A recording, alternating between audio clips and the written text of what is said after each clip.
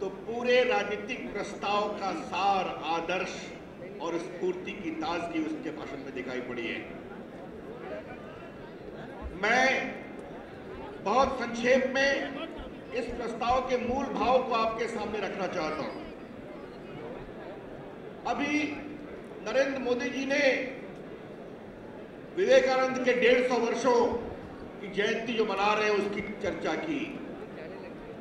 एक संत जिसने हिंदुस्तान के अंदर की चेतना को जगाया, आज उनके 150 वर्ष और यूपीए सरकार के 10 वर्ष, उस पर क्या छवि बनी है कि हिंदुस्तान की आज तक की सबसे भ्रष्ट सरकार है, जिसका एकमात्र मिशन कमीशन है, जैसा अभी नरेंद्र जी ने बताया।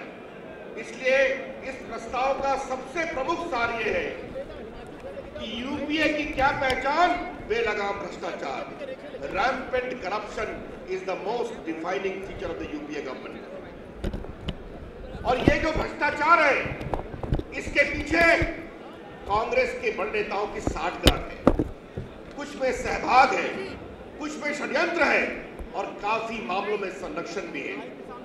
और जो इतने बड़े भ्रष्टाचार हुए, हमारे लिए परेशानी रहती है, मनमोहन सिंह हो या सोनिया गांधी हो, इनके चुप्पी का षड्यंत्र होता है, आपराधिक खामोशी होती है और गंभीर दार्शनिकता होती है।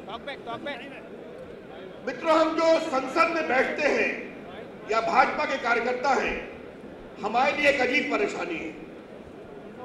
एक घोटाले के खिलाफ भिड़ते हैं तो फिर दूसरा घोटाला चला आता है, उसको संभालते हैं, लड़ते हैं तो तीसरा घोटाला चला आता है। और ये श्रृंखला इतनी तेजी से होती है। 2G 1,76,000 करोड़, कॉमनवेल्थ 70,000 करोड़, कोयला घोटाला 1,86,000 करोड़। इस सरकार की यह परंपरा है कि कारगिल की विधवाओं के नाम पर जो फ्लैट बन रहे थे उसमें भी घोटाला, दिल्ली के एयरपोर्ट के निजीकरण में घोटाला, गिनती नहीं हो पा रही। अब साहब हेलीकॉप्टर घोटाला आया, उसकी चर्चा इसमें की गई। मित्रों, जब हेलीकॉप्टर घोटाला सामने आया तो कांग्रेस के लोगों ने कहा इसकी शुरुआत तो आपने की थी। हमने कहा हमने घोटाले की शुरुआत नहीं की थी। 30-35 साल पुराने हेलीकॉप्टर हो गए हैं। राष्ट्रपति, प्रधानमंत्री, उपराष्ट्रपति के लिए अच्छे हेलीकॉप्टर खरीदे जाएं, लेकिन सारा कॉन्ट्रैक्ट, सारा आदेश इनकी सरकार में दिया गया। मित्रों, हमारे लिए गंभीर समस्या है।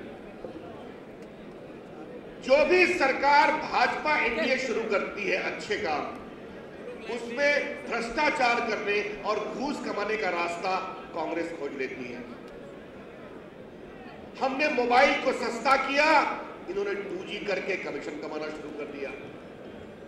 राष्ट्रीय राजमार्ग हमने शुरू किया, देश को जोड़ना है, 15 से 18 किलोमीटर पर डे बनता था, इन्होंने कमीशन खाना शुरू कर दिया। आज 2-3 किलोमीटर नहीं बनता। कॉमनवेल्थ खेल हम ले आए ताकि खिलाड़ियों का उत्साह बढ़े, देश का नाम बने, कमीशन खाने का रास्ता इन्होंने चुन लिया। देश में कोयले का उत्पादन बढ़े, बिजली के कानून में परिवर्तन हो, यह शुरुआत हमने की। कोयला घोटाला में करके कमीशन खाने का काम इन्होंने शुरू कर दिया। और मित्रों, इस प्रस्ताव में साफ साफ लिखा हुआ है कि मनमोहन सिंह प्रधानमंत्री के साथ साथ कोयला मंत्री भी थे 3 साल, जब 142 ब्लॉक दिए गए।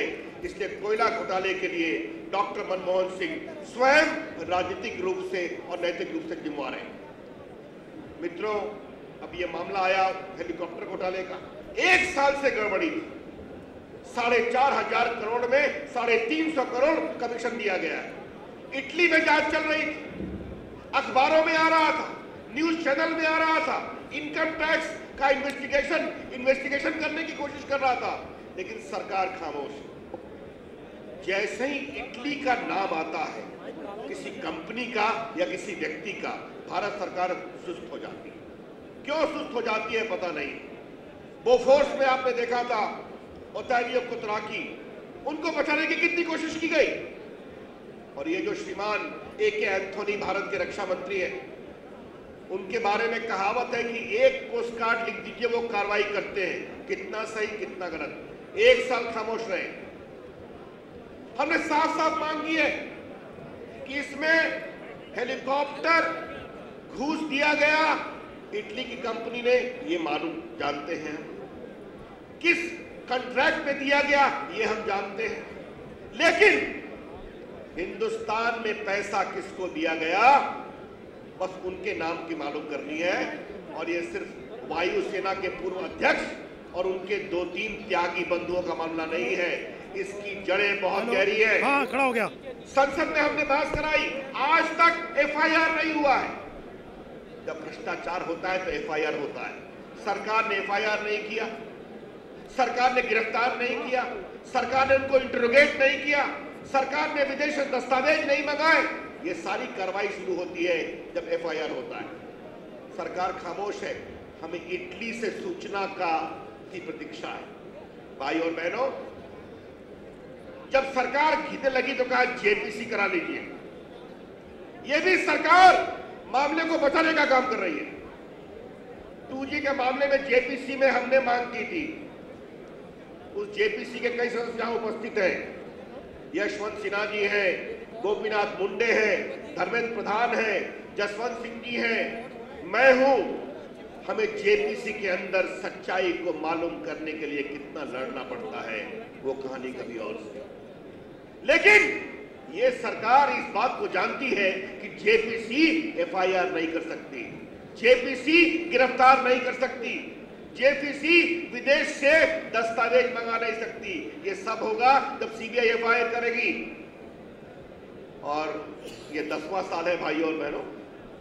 अब तो लोकसभा के चुनाव जल्दी आएंगे, जेपीसी में राज्यसभा लोकसभा दोनों के मेंबर रहेंगे। ये सरकार मामले को लटकाना चाहती है, इसलिए हमने मांग किया है कि कमीशन मिला है, घूस दी गई है, इटली से मालूम हो गया, किस ट्रांजैक्शन में दिया गया ये भी मालूम है।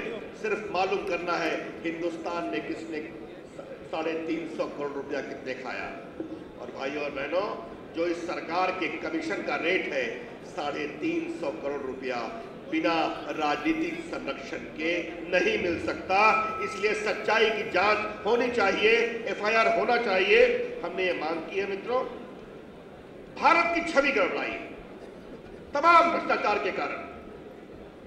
लोग अटल बिहारी वाजपेयी के अच्छे सरकार की याद करते हैं, देश का विश्वास भी डिगा है। मित्रों, इस प्रस्ताव में हमने आतंकवाद की भी विस्तार से चर्चा की है।